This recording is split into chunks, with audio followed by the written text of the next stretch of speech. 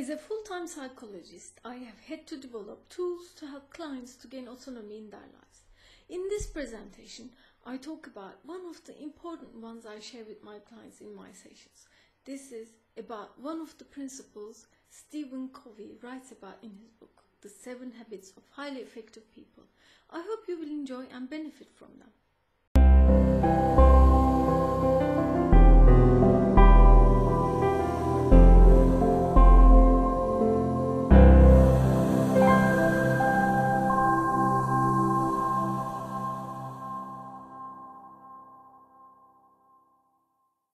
Our habits have strong effects on our life because they are consistent and also unconscious models of behavior. They shape our character day by day and determine how effective we are. Here is how Gandhi expresses how habits are formed and how they will form our destiny.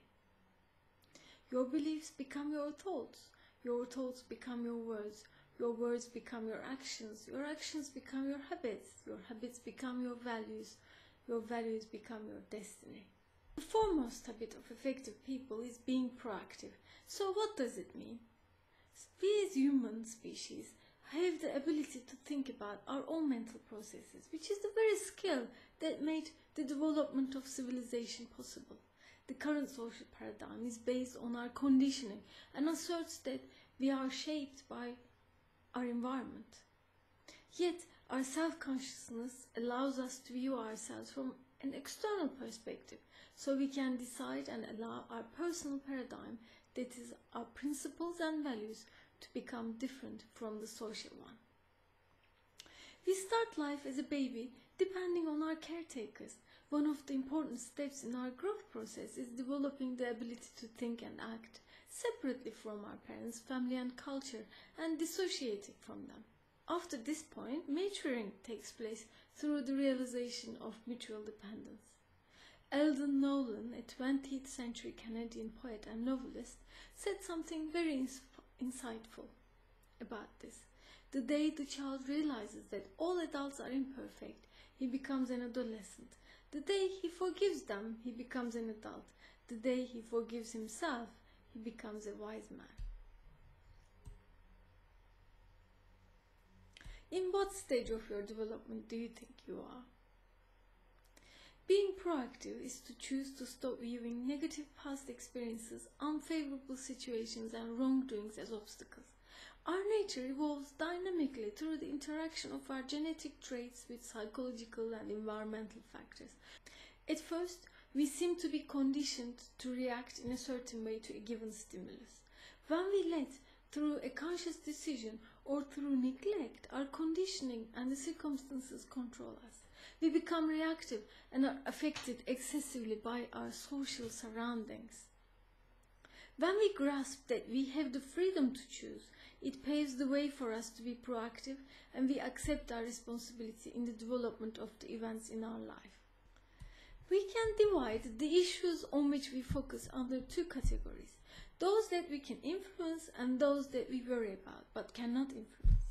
Most of us devote much time and energy to this second category, gradually lessening the resources that we can allocate to the issues we can change.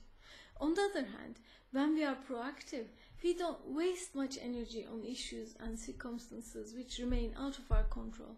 We keep our focus on those we can change. This will gradually widen our sphere of influence while decreasing the number of matters that we worry about but cannot change. The issues we are faced with may be related to our own actions or to others' actions, or they may be such that there is nothing you can do to change them. When we think the problem is external, our sphere of influence is narrowed. We lose our elbow room and our health while waiting for change to start from outside. This gives way to external factors to have controlling power over us. We adopt a reactive attitude as we believe we can only change after the external factors have changed. To the contrary, when we are proactive, we initiate change starting from ourselves, thus establishing an environment for the external problem to change in the desired direction. As we ask ourselves such questions as, what can I do differently? Or how can I be different? and revise our habits and methods of influence, we feel we are not powerless against problems that are out of our control. All of these lie within our sphere of influence. In any situation, we are free to react in any way we wish. Yet, as we do that, we accept in advance the consequences of our actions.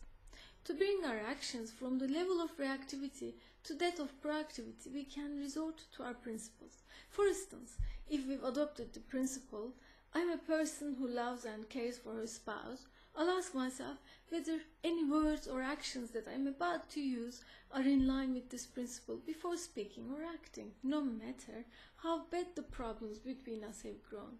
When we lift one end of a stick, we also lift the other.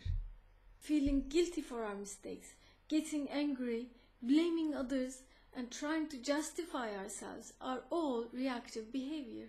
When we are proactive, we own our mistakes promptly and are happy to make up for and learn from them, without feeling offended and humiliated. This is a very simple attitude that transforms failure into success. When we can see that each mistake we make is a gift from life to make it easier for us to learn, we become stronger in the face of life and its difficulties. We have the ability to make promises and keep them within our sphere of influence. When we keep our word, even in trivial matters, we start to exhibit inner integrity, which increases in turn our sense of self-control as well as our boldness and strength to take up more responsibility for our life. To summarize, here are the steps you can take to develop proactive behavior that Stephen Covey sees as one of the habits of effective people. Show the courage and maturity to be different. Take responsibility and move from reactivity to choice. Focus on your sphere of influence.